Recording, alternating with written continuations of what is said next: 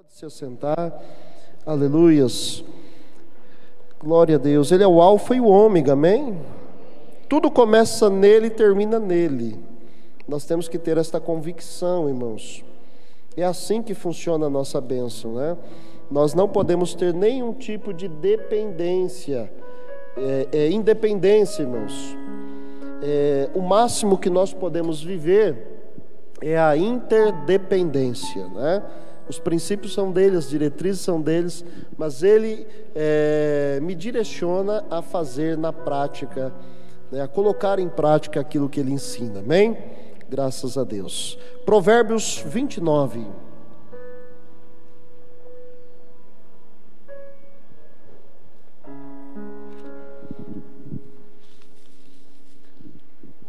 Se temos visitantes nesta noite, nós damos o bem-vindo a vocês. Infelizmente, por conta desse isolamento e essas mudanças, nós não temos podido fazer aquele recebimento caloroso que a igreja está acostumada a fazer, mas se aqui nesta noite temos visitante, queremos dizer que você sempre é bem-vindo em nosso meio, como também se alguém está assistindo a live e não pertence à igreja, nós também somos gratos a Deus pela sua vida, que Deus possa abençoá-los grandemente. Meus irmãos, nós vamos ler a palavra do Senhor, que está em Provérbios, e eu vou ler o verso 1 e o verso 23, tá? Não é um contexto inteiro, tá? Já explico a vocês uma das dinâmicas do provérbio, a estrutura da qual foi feito, né, os provérbios. Mas já de bate-pronto eu queria dizer a vocês que não é um contexto completo, porque tem várias verdades que estão inseridas nesse provérbio. Mas eu quero ler o primeiro par, né, o primeiro dístico, né, provérbio que traz aqui uma ideia importante. Provérbios capítulo 29, Provérbios 29, verso 1, que diz assim: quem insiste no erro, depois de muita repreensão, será destruído sem aviso e irremediavelmente. Olha, provérbio suntuoso, né? Provérbio incisivo, né? Parece até uma frase de aviso, né? Vou repetir: quem insiste no erro, depois de muita repreensão, será destruído sem aviso e irremediavelmente. Agora o mesmo capítulo 29, agora o verso 23. É um outro dístico, né? Um outro provérbio em pares, que traz, né, dois versos. E aqui traz um paralelismo antitético. Isso quer dizer o quê? Que são duas verdades que se contrapõem na sua essência. A primeira delas: o orgulho do homem o humilha, mas o de espírito humilde obtém honra. Amém? Vou repetir aqui já não é mais um quadro de aviso, mas já é um paralelo entre duas essências, dois sujeitos, duas condições, duas verdades que se contrapõem pelo princípio. Verso 23 diz: o orgulho do homem o humilha, mas o de espírito humilde obtém a honra. Amém, meus irmãos? Em outros trechos e versões diz que a humildade precede a honra, né? A humildade vem antes da honra. Glória a Deus por isso.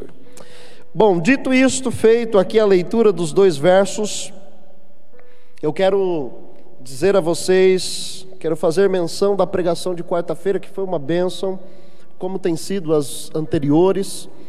E o tema, a competência que foi trabalhada na quarta-feira passada foi a competência da humildade.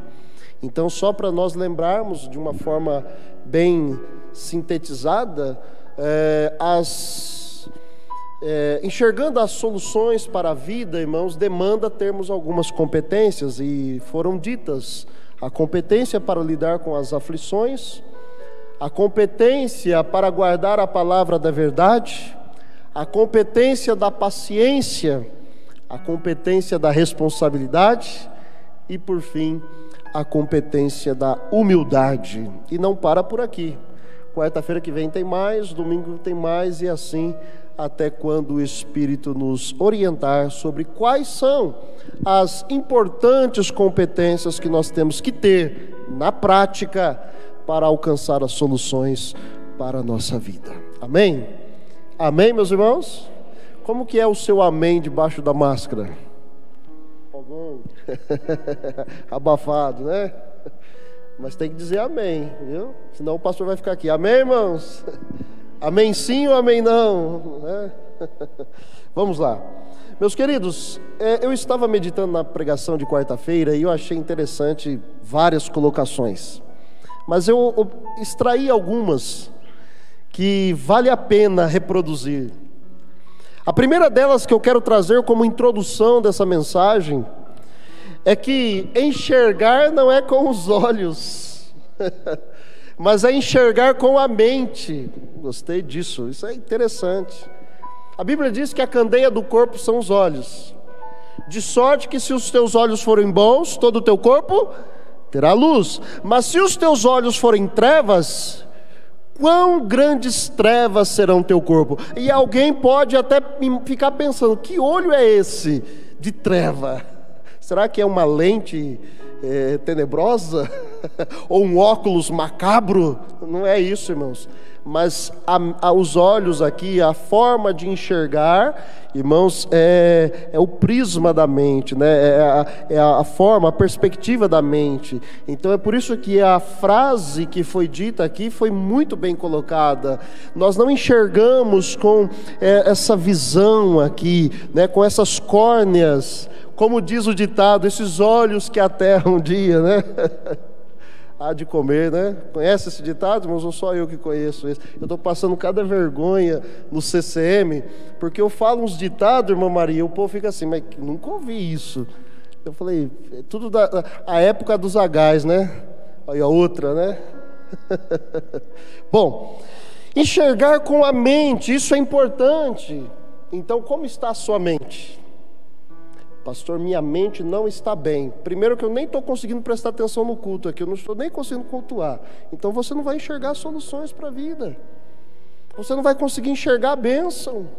Você vai viver uma vida tenebrosa, uma vida de altos e baixos, uma vida sufocada por tantas mentiras do diabo e também pelas mentiras da sua própria carne. Aleluias. Eu começo a me lembrar da oração de Eliseu: Senhor, abre os olhos do moço. Senhor, abre os olhos nesta noite do teu povo. Abre os olhos, Senhor, abre a mente do teu povo, para que possam enxergar a grandeza do teu poder. Deus está neste lugar, amém? A presença do Senhor está em nossa vida. As competências, portanto, irmãos, são ferramentas a serviço da mente. Olha que interessante, as competências são ferramentas a serviço da mente. Interessante, irmãos, que Paulo diz aos Romanos, capítulo 12, né? E não vos conformeis com este mundo, né? Mas transformai-vos pela renovação da vossa mente. Então a mente, ela é renovada por uma ação de graça. A graça de Deus renova a mente, e uma mente renovada traz transformações. E é por isso que eu estou afirmando então que essas competências são braços da mente, são ferramentas da mente para que você possa viver a palavra na prática, e não tipos de positivismos humanos. É o que a palavra diz. Amém? Se a palavra diz, é verdade. Talvez o Rodrigo esteja assistindo esta live, e eu quero lembrá-lo do nosso discipulado que fizemos sexta-feira à distância. E ele estava se lembrando de uma colocação que fizemos em uma pregação que diz que nada supera a verdade, mas a verdade supera tudo. A verdade supera o legalismo. A verdade supera, irmãos, a incredulidade. E a verdade supera a dissolução da vida. E esta verdade, portanto, ela é trazida à nossa mente, renova a nossa mente, e a mente renovada produz transformação. E uma das coisas importantes que nós temos que compreender aqui, irmãos, é que quem tem a mente renovada e está transformado pelo poder de Deus, não se mantém conformado com o mundo. A palavra conformado aqui não é de conformismo, não é sentimento de tolerância, mas a conformação aqui é forma mesmo. É quem tem a mente renovada e transformado, não está no molde do mundo. Primeiro ponto. A transformação se dá pela condição de saber e conhecer. Saber, conhecer e lidar corretamente com a vontade de Deus. Porque Paulo diz: mas transformai-vos pela renovação da vossa mente, para que experimenteis o quê? Qual seja a boa, vamos lá, a boa, agradável e perfeita vontade minha, de Deus.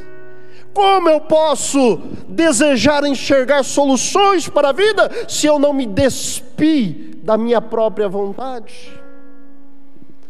Pastor, essas pregações não estão muito anulatórias, não, do ser? Não. Paulo diz que eu diminua, Cristo cresça. Despi do velho homem, revista do novo.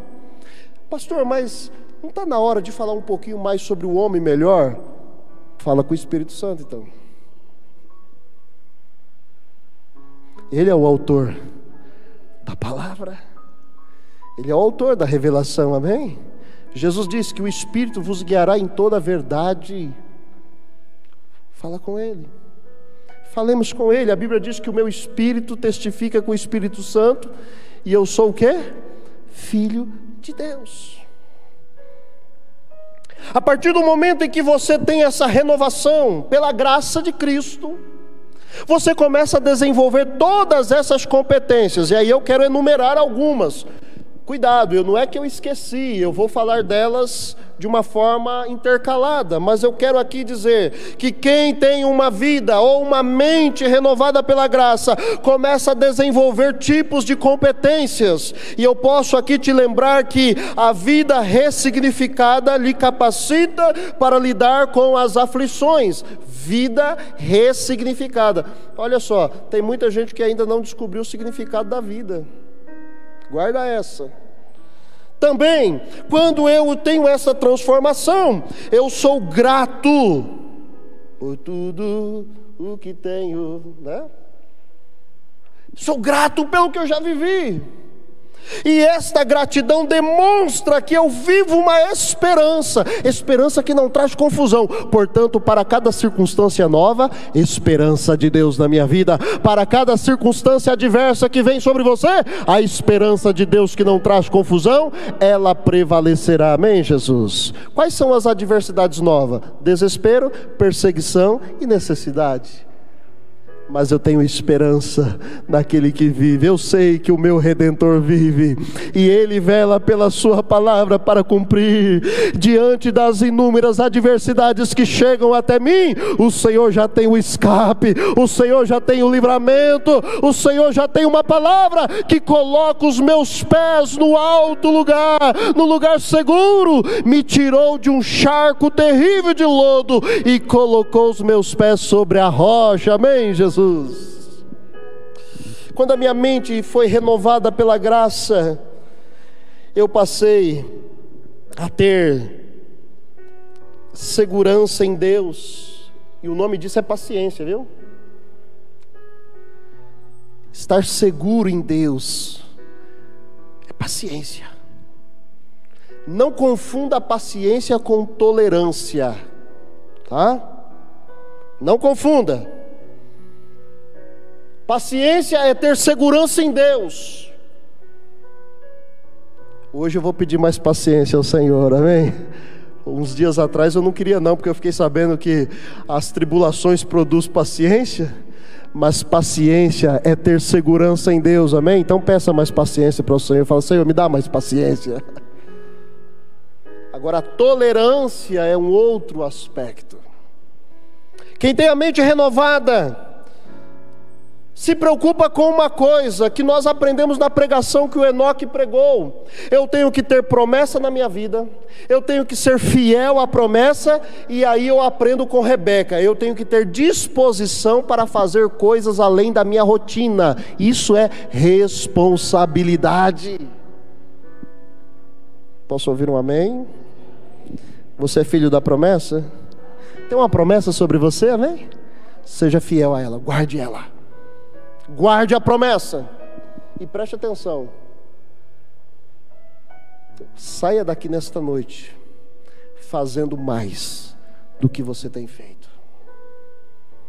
É pouco. Pastor, o senhor não sabe o que eu tenho feito. Não sei, mas Deus manda te dizer, faça mais. Dá para fazer um pouco mais. Faça um pouco mais. Ore mais, leia mais a Bíblia, se aplique mais ao culto, adoração. Você já reparou, irmãos, que basta um probleminha para desmantelar a nossa semana? Já repararam? Quem aqui tem cronograma diário, irmãos? Cronograma semanal, mensal? Tem cronograma? Tem? Olha lá. Não é pecado fazer cronograma. A gente que trabalha, irmãos, dentro de... Tem áreas específicas que exigem da gente cronograma. Se você quer ver uma pessoa que trabalha com cronograma morrer, é alguma coisa sair fora do cronograma. Porque ela já calculou todo o dia dela, já calculou as tarefas, todas as tarefas dependentes, interdependentes, as tarefas que elas demandam outras tarefas. E quando você vive aquela vida sobre aquele cronograma, se uma coisa sai do lugar, você fica desesperado. Ainda mais quem trabalha com projetos, riscos. Tem até um software só para ensinar a gente a calcular projeto. Você já reparou que na vida cristã, irmãos, basta uma coisinha para você não já perder a semana? Amanhã é segunda-feira, sim? Ainda é segunda-feira, né? Então hoje é o primeiro dia da semana, amém? Então você começou bem, amém? Está na presença do Senhor. Amanhã é o segundo dia, amém? Se eu comecei bem hoje, amanhã vai ser melhor. Diga comigo, comecei bem hoje, amanhã vai ser melhor. É positivismo do pastor Edson ou é verdade da palavra de Deus? Amanhã vai ser melhor. Então, meu querido, cuide para que amanhã não atrapalhe a quarta. Ou melhor, a terça, né? É que eu já ia falar do culto. Não atrapalhe tua terça. Porque se acumular problema na segunda, na terça, quarta-feira, nem a live você vai assistir. E depois você fica perguntando, por que as coisas não dão certo? Saiu do cronograma. Basta uma coisinha assim para tirar, viu? Pede paciência, fala, Senhor, me dá paciência. Olha, Senhor, me dá paciência. E paciência é segurança em Deus. Senhor, me dá responsabilidade. O que é responsabilidade? É ter promessa, ser fiel à promessa e fazer mais do que me pedem. Rebeca foi convidada a dar água para Eliezer. Sabe o que ela falou? Além de te dar água, vou dar água para os seus camelos. Isso é responsabilidade. Você acha que o cronograma dela mudou ou não mudou? Claro que mudou. Mas ela saiu de lá, filha da promessa, envolvida numa promessa, amém, Jesus? E por fim, quarta-feira, Deus falou. Tem que ser humilde. Humilde, inclusive, para reconhecer algumas coisinhas que estão fora do normal. Cuidado com o Provérbios 29:1. O que diz lá mesmo? Vamos ler de novo? Para você não pensar que o pastor fugiu da pregação, eu fiz todo o ensejo para explicar por que Provérbios 29:1 é o texto de primeira referência. Queria que você lesse comigo. O que diz aí o Provérbios? Irmãos, você tem pedido para Deus responder, não tem? Deus está respondendo, Deus está tratando, Deus está falando. Deus está colocando os pingos nos is. Deus está falando: olha, basta pequenas coisas para tirar a tua bênção, tirar a tua paz, tirar a tua paciência, tirar a tua alegria.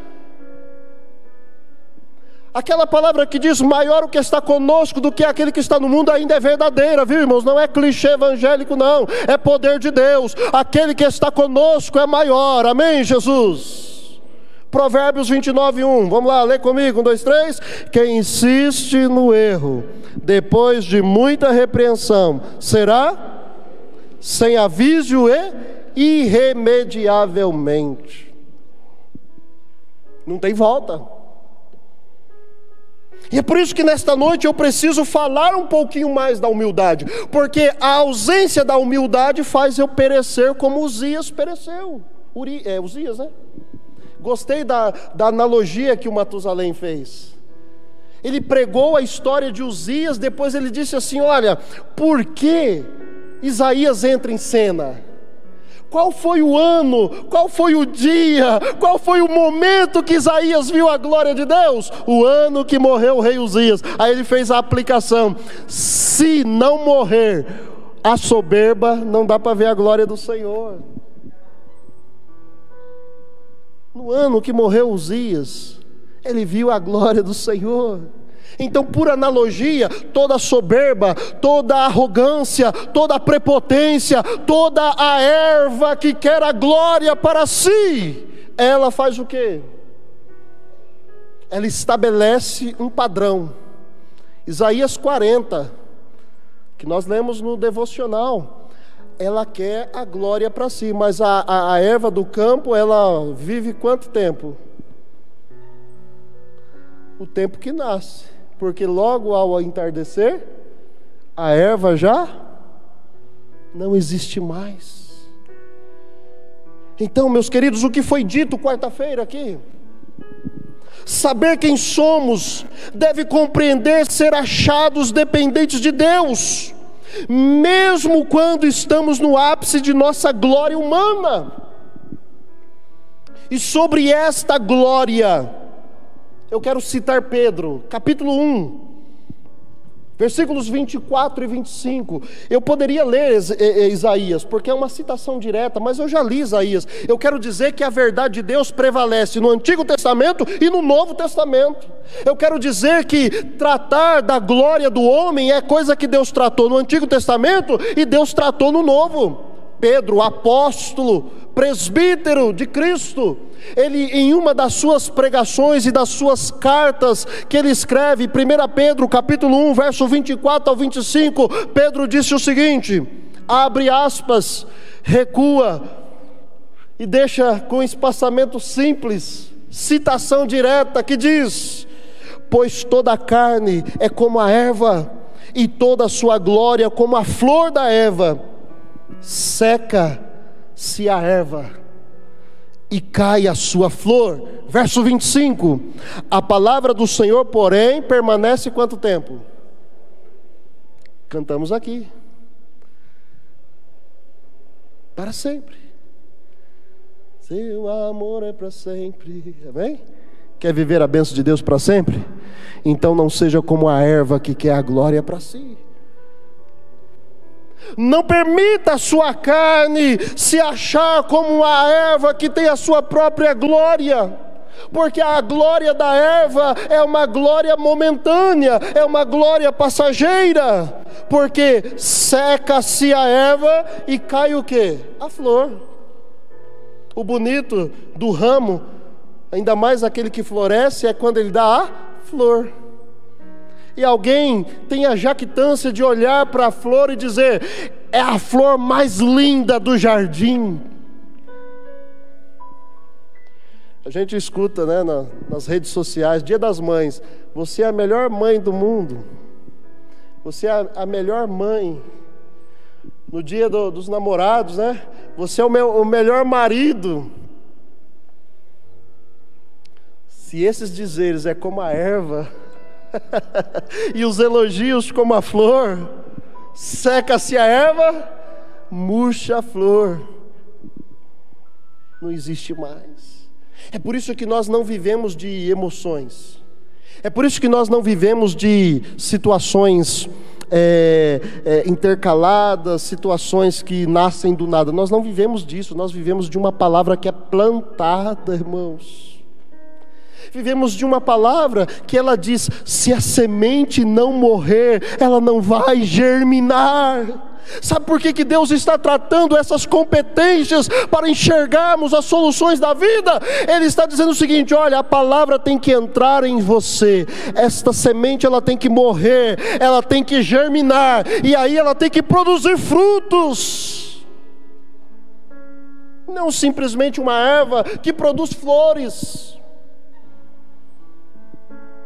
uma glória passageira, uma glória momentânea. E nisso eu compreendi perfeitamente que Deus disse: a glória de Uzias foi como a erva do campo, ascendeu, surgiu, ascendeu e declinou. Não é isso que Deus quer para você. Deus quer o melhor para você na segunda-feira, amém? Hoje é o primeiro dia da semana, amém? Amanhã é segunda-feira, amém? Hoje está sendo uma bênção, amém? Amanhã vai ser melhor. É positivismo ou é a palavra? Viva a palavra. O que dizer hoje sobre essa competência? A competência da humildade. Eu coloquei um dizer sobre a pregação de hoje. Eu disse que o tema da mensagem de hoje é ainda falando de humildade, mas com um intervalo para a reflexão. Então eu não vou repetir a pregação de quarta, eu vou fazer o anúncio do que foi pregado sobre a humildade e trazer a você um intervalo de reflexão, ou reflexões sobre o que já foi dito, o que já foi pregado. O que dizer hoje sobre essa competência da humildade? Primeira coisa, sempre é bom trazer definições.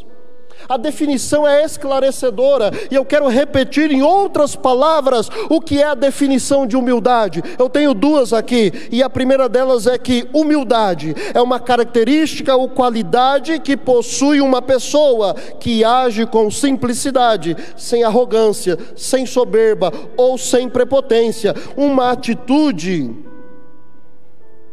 e palavras que realmente demonstram esta simplicidade. Então, em poucas palavras, humildade é isso. Mas nas variações da palavra, na etimologia da palavra humildade, humilde, humano, humus, humilis, você começa a observar, e aqui eu trouxe uma coisa interessante da humildade. O homem deve saber lidar com sua humanidade. Ela é passageira,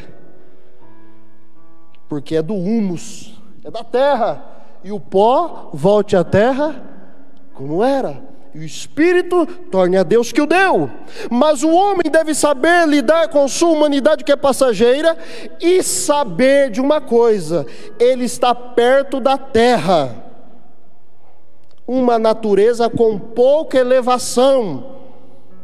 Aí faz sentido o que Pedro falou citando Isaías, que a glória do homem, ou a carne do homem, é como a erva, e toda a sua glória como a flor da erva, seca se a erva, murcha a flor. Então, para lidar com o dia a dia, você não pode se esquecer disso, eu não posso esquecer disso, a minha limitação. Eu sou filho de Deus, sim. Olha que bênção.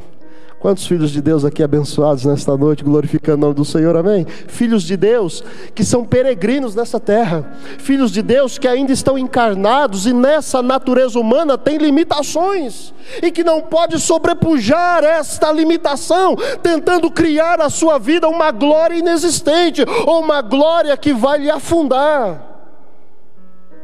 Por isso que Paulo recita que eu diminua e Cristo cresça.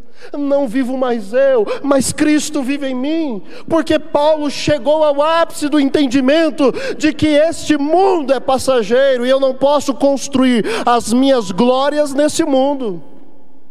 Jesus disse certa vez: aonde estiver o tesouro do homem, aí também estará o quê? O seu coração. Ajuntai tesouros aonde? Nos céus, onde a traça não corrói nem o ladrão mina, nem a ferrugem destrói. Juntai tesouros com o teu Pai Celestial, amém? Juntem tesouros. Amanhã é segunda-feira, amém? Segundo dia, hoje é o primeiro. Hoje está uma bênção, amém? Amanhã vai ser uma bênção melhor. O que tem que ter na segunda-feira? Uma vida que dignifique a glória de Deus, amém? O que é humildade? Como condição de ferramenta para enxergar as soluções da vida. O que é essa ferramenta? Muita gente discute humildade. No senso comum, a humildade ela é considerada simplesmente no aspecto de baixa elevação. Por isso que muita gente fala que humilde é aquela pessoa que não tem nada. A palavra humildade ela foi associada aos trabalhadores, por exemplo. Na sua construção etimológica da palavra, aqueles que eram proletariados, ligados ali a uma dependência e portanto humildes. E aí muitas pessoas no senso comum simplesmente consideram humildade como a ausência de alguma coisa.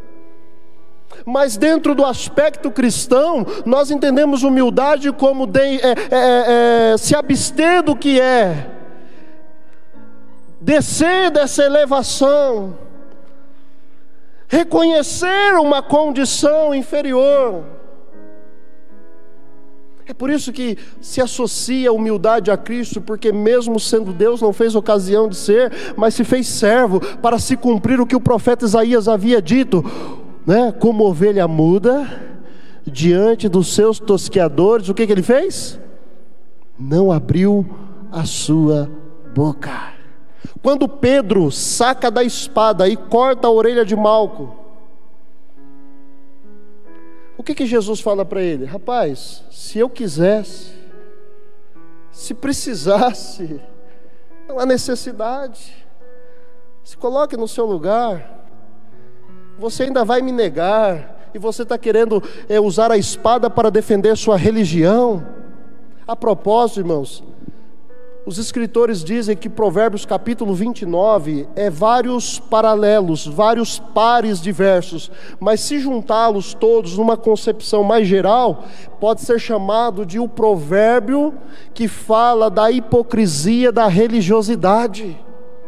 E uma das coisas que mais trata no Provérbio 29 é o perigo da insensatez, a falta de sabedoria em vários aspectos, e um deles é a exaltação, é a autoexaltação, é a fuga da humildade. E a Bíblia diz que aquele que não é corrigido ou não muda quando é corrigido, qual é a tendência?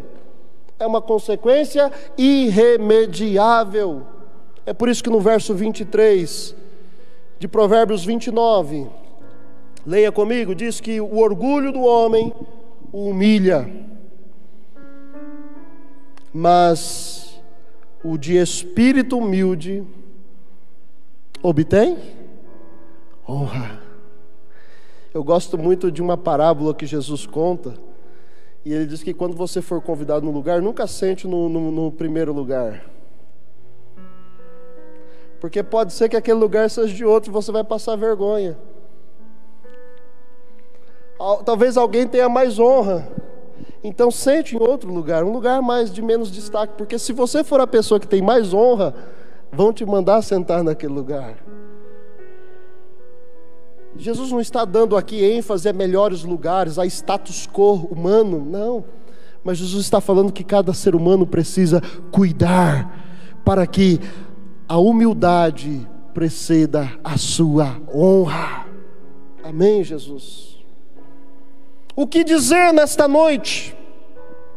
Os homens de Ezequias, prováveis compiladores do Provérbio 29, provavelmente foram os homens de Ezequias que compilaram aqueles últimos provérbios de Salomão, e na compilação juntaram esses capítulos, e quando fizeram isso, eles dispuseram de um esforço para organizar provérbios, que no capítulo 29, nesse caso, revela o perigo de uma religiosidade hipócrita, mas que pelos arranjos literários que são utilizados em provérbios, São formados os provérbios do capítulo 29 por dísticos ou epigramas, mas o capítulo 29, na verdade, o que você precisa entender é que ele é escrito em pares. O que significa em pares? São 2 versos.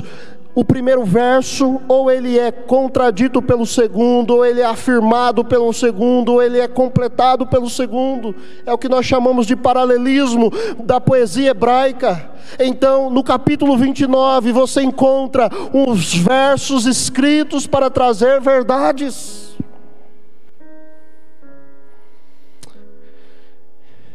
Esses pares de provérbios somam uma exortação contra os perigos da insensatez. E eu escolhi, pelo Espírito, com certeza, esses 2 pares de provérbios para referendar a competência da humildade. O primeiro par de provérbios é Provérbios 29:1. E o que a gente aprende lá? Que existem consequências quando se resiste às correções. Amém? Afirme aí comigo, diga assim: existem consequências quando sou resistente às correções. Existem consequências. Essa cerviz dura é fruto da soberba. Irmãos, muitas das vezes você fala assim: puxa, eu vou corrigir tal pessoa, aquela pessoa é teimosa. Deixa eu corrigir você aqui. Não é teimosa. Tem pessoas que são soberbas, elas não admitem serem corrigidas, não aceitam.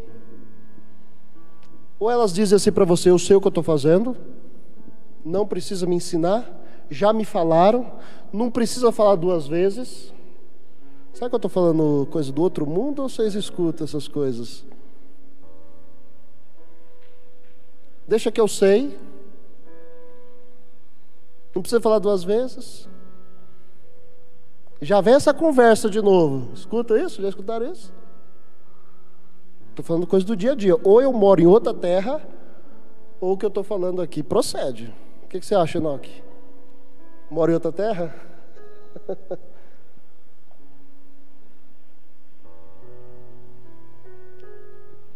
Isso é perigoso, irmãos. Troque. Talvez você está orando errado. Talvez você está orando assim: Senhor, cura essa teimosia. E Deus está falando assim: ó, tem que curar essa soberba. E posso te falar uma coisa? Nunca foi tão rápido a essência da soberba como está nos dias de hoje.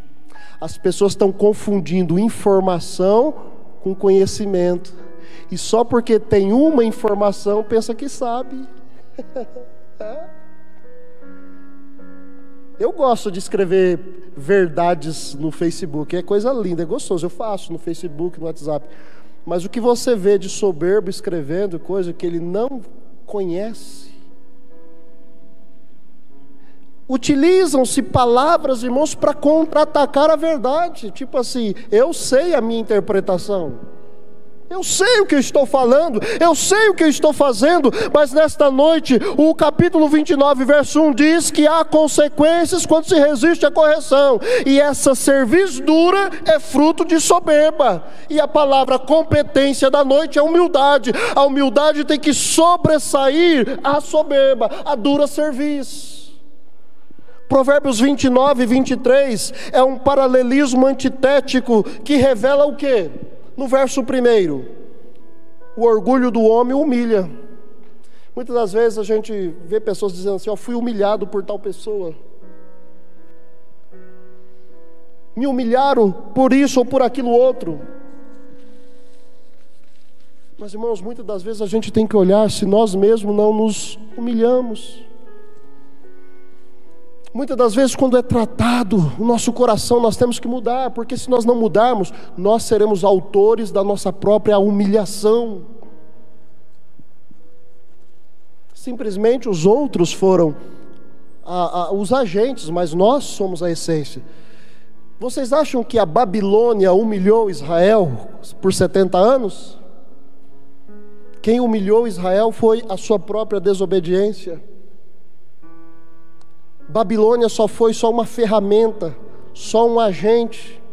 Porque quando Deus quis tratar, Deus tratou. Israel nunca esteve na mão da Babilônia, Israel sempre esteve nas mãos de Deus. Se eu e você somos crentes, o diabo não tem poder sobre a nossa vida, irmãos. Não tem como você, crente, lavado e remido pelo sangue do Cordeiro, dizer: eu estou na mão do diabo. Certa vez Jesus disse: olha, Pedro, olha, discípulos, Satanás pediu para cirandar com vocês, eu não deixei. Tem horas que nós enfrentamos situações e alguém diz: ó, estou na mão do diabo. Não, crente não fica na mão do diabo. Crente sempre está sob as mãos de Deus, amém? Então eu tenho que entender o tratamento de Deus. Como é que Deus está tratando a minha vida? Com graça, com maravilhosa graça. A Bíblia diz: aonde abundou o pecado? Entenda a graça aqui. O que é abundar pecado? É uma existência farta, certo? O pecado é tão desastroso, irmãos, que o pecado dominou toda a humanidade. Romanos 5. Por um homem, o pecado entrou aonde? Aonde, gente? No mundo. Um pecou e todos se tornaram. Isso é abundou o pecado. Agora a graça. Aonde abundou o pecado, superabundou a graça. A graça é um conceito? Eu vou fazer aqui uma ilustração. A graça é como uma pá. É que no Brasil não tem geleira, né? Não tem neve. Mas quem assiste aqueles filmes norte-americanos de neve, quando neva, as pessoas tinham que sair com aquela pazinha na rua e tirar a neve, o acúmulo de neve para rodar o carro, para poder andar na rua. A graça. Agora, já viu uma pá ficar encostada lá na parede e eu disse assim: ó, ela serve para limpar, para tirar, e ela não tem efeito na nossa vida? João Batista diz assim: olha, eu batizo com água, mas está vindo um após mim, que é mais poderoso do que eu, e ele vos batizará com Espírito e com fogo. E as pessoas pensam que fogo, irmãos, é fazer isso aqui, ó. Não, meu querido, o fogo, ele vem para limpar. Aonde abundou o pecado, superabundou a graça. As pessoas pensam que fogo é para pular. Não, meu, aí é fogueira. Aí é brasa quente. Ui, ui, ui, ui. Você sabe assim, né? Eu não quero pular na brasa. Eu quero ser limpo pelo fogo do Espírito. Isso explica aonde abundou a graça. Aonde abundou o pecado, superabundou a graça. Provérbios 29 e 23 é um paralelismo antitético que revela que o orgulho do homem humilha, mas ser humilde garante que eu vou me manter de pé. Porque você precisa entender que a humildade precede a honra. Como? Mantendo as pessoas de pé. Como que você vai honrar uma pessoa que está prostrada? Uma pessoa que não vence, uma pessoa que não supera, uma pessoa que não vê bênção, uma pessoa que não vê alegria, uma pessoa que não vê o bem-estar, uma pessoa que está para baixo, uma pessoa depressiva, uma pessoa cheia de raiz de amargura. Não tem como, irmãos, para que a honra ela seja precedida pela humildade. A humildade tem que ser uma força ativa que deixa as pessoas de pé do jeito certo, sem soberba, mas de pé na dependência de Deus. Amém? Eu termino essa mensagem fazendo aqui as aplicações para você refletir. Primeira delas: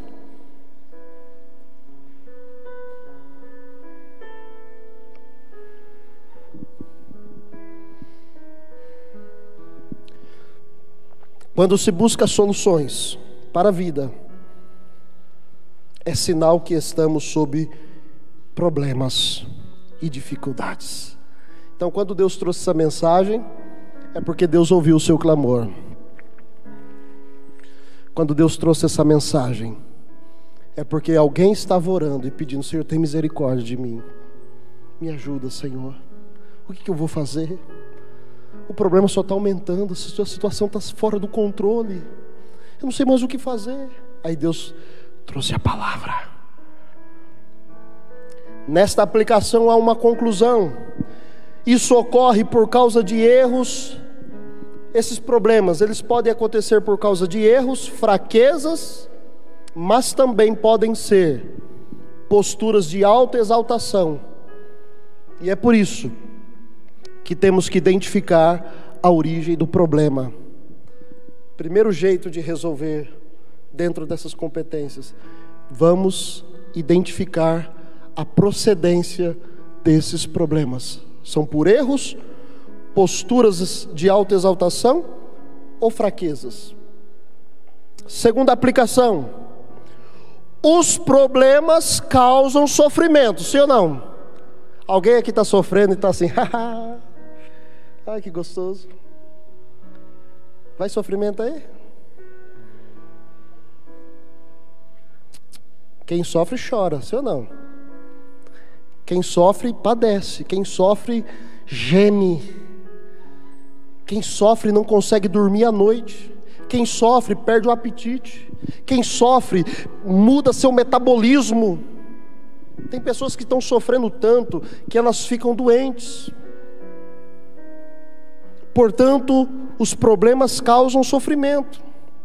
Aí nós temos que identificar uma coisa: sofrimento por conta dos erros e porque são permitidos por Deus, são em si dores que necessitam da cura, que somente vem quando há correção do erro. Então, o sofrimento que vem por erros só serão curados quando for corrigido o erro. Aí Provérbios 29:1. Entenderam? Entendeu o que Deus já está falando? Ele falou assim: eu quero curar, eu quero trazer cura, mas a cura é correção. Mas as pessoas não querem a correção, e a dura cerviz vai lhe trazer consequências irremediáveis. Cuidado, eu quero trazer cura, mas a cura traz consigo a correção. E correção aqui não é coisas absurdas, mas é o tratamento do amor de Deus. O sofrimento também pode ser causado pelas provações. E essas dores, presta atenção, essa daqui é engraçado. A gente ri para não chorar. Mas o sofrimento que é causa de provação de Deus são dores que nós temos que aprender a suportar, pois elas trazem a experiência. Aqui vem a competência da paciência. Gloriai, pois, na tribulação, porque ela produz a paciência, e a paciência traz o quê? Caráter aprovado, que é o mesmo de experiência. Então esse tipo de sofrimento Deus não tira, Deus ensina a lidar com ele. Dá-me paciência, Senhor. Dá-me paciência. Você quer paciência, amém? Talvez você está sendo provado por Deus, mas você aceita isso? Hein? Sim ou não? Aceita? Não aceita? Se você não aceita o sofrimento por provação, então sobrou por erro. Entendeu? Não tem outro meio termo. Sofrimento não é uma coisa que se acha no mercado. Sofrimento não é obra do acaso. Sofrimento é por provação ou por erro. Terceira aplicação nesta noite: a resistência à correção causa dura cerviz, o que impede o crescimento e o desenvolvimento. Por que uma pessoa não cresce, não desenvolve, não progride, não evolui? Dura cerviz, travou ali, ó. Não vai para frente nem para trás, nem para o lado, ele fica duro ali. Ele não permite ser tratado, não. Eu sei, acabou, é do meu jeito. Ele não aceita, ele está travado. Essa resistência causa dura cerviz, não dobra. Não cresce, não muda, não melhora, não desenvolve, fica sempre ali. Entra ano, sai. Hoje é domingo, primeiro dia, amanhã é segunda, amém? Hoje é o dia, Deus está abençoando hoje, amém? Amanhã vai ser, Não, mas para o dura serviço, não. Ele já está nervoso com amanhã. Eu vou um pouco além. A pessoa de dura serviço já está nervosa com 2021. E está ali, ó. Resistente, Deus está tratando. Deus fala, eu quero tratar, eu quero corrigir, eu quero melhorar a história, eu quero produzir vida em você, eu quero que você dê frutos. Mas aí tem dois jeitos de tratar: o sofrimento por erro, corrige e traz cura. O sofrimento por provação, ele ensina a suportar. Dá paciência, Senhor. A conclusão dessa terceira aplicação é essa: como consequência temos o sofrimento por causa da inércia, não desenvolve, é paralisado, o fracasso domina, falta de superação, e os projetos não têm êxito. Para tudo, trava. Eu sei que nesta noite você veio aqui pedir a Deus que fale com você, que Deus mude tua história. Deus quer mudar a nossa história, irmãos. Quarta aplicação, estou encerrando. Eu deixei para falar da competência de guardar a palavra da verdade agora. Talvez alguém disse, olha, o pastor esqueceu da pregação do Isaac. A competência de guardar a verdade. Não, não esqueci. É agora que eu vou lembrar dela. Na aplicação. Deixei para lembrar agora dessa competência, por quê? Guardar a verdade da palavra, pois sempre existirá a necessidade de se manter firme no propósito, mesmo sob dificuldade e problema. E só tem um jeito, só tem uma competência que te faz superar: a palavra. Você tem que ter a competência de guardar a palavra da verdade, porque quando vier o sofrimento, você está firme na palavra. Quando vier a luta, você está firme na palavra. Quando vier a dificuldade, você está apegado na palavra. Quando tudo diz que não, você crê na palavra. Quando tudo diz que sim, você crê na palavra. Quando tentam te calar, você espera na palavra o tempo de falar. Quando você quer ficar quieto, estão te cobrando falar, você acalma o teu coração na palavra. Qual a conclusão desta quarta aplicação? Aqui o sofrimento só é por causa da aprovação, e a aprovação da fé. Só pela palavra que é possível compreender e saber e aguardar o desfecho da vontade de Deus. E aqui eu vou usar a matemática. 1 mais 1 é 2. Só que no lugar dos numerais, eu vou usar uma incógnita, um termo. Paciência mais humildade é igual responsabilidade. Responsabilidade na prática significa: não murmure, não se ire, não retroceda, não desanime, saiba lidar com as aflições da vida. Isso demonstra que eu estou com as competências afiadas para que a minha mente enxergue as soluções de Deus para a minha vida, em nome de Jesus. Amém? Fique de pé. Paciência mais humildade é igual responsabilidade. Não murmuro, não me iro, não retrocedo, não desanimo. Eu sei lidar com as aflições. Posso, quantas coisas? Naquele que? Quem disse isso? Ministério de Louvor, pode subir. O apóstolo Paulo. É a pergunta que a Rose fez para nós na quinta. Haviam esquecido de Paulo. E Paulo deu uma reclamadinha com eles, mas falou assim: olha, não é que eu senti falta de alguma coisa, não é que porque vocês me dão uma oferta e vocês esqueceram de mim que eu estou reclamando, é porque eu sinto falta do relacionamento com vocês, porque as demais coisas eu já sei passar por tudo, sei estar abatido, sei passar por privações. Aí ele conclui dizendo: posso todas as coisas naquele que me fortalece. Paulo é um homem sem problema? Cheio de problema. Paulo não tinha inimigos? Tinha. Paulo ficou para a semente? Quem sabe onde ele mora aí para me visitá-lo? Cadê Paulo? Ele morreu, irmãos. Foi sepultado. Não ressuscitou ainda. Mas ele está aguardando o dia da ressurreição. A Bíblia diz que os que morreram em Cristo ressuscitarão primeiro. Igualmente Paulo, todos os grandes heróis da fé e todos os homens e mulheres que viveram as promessas de Deus e combateram o bom combate, estão aguardando a ressurreição.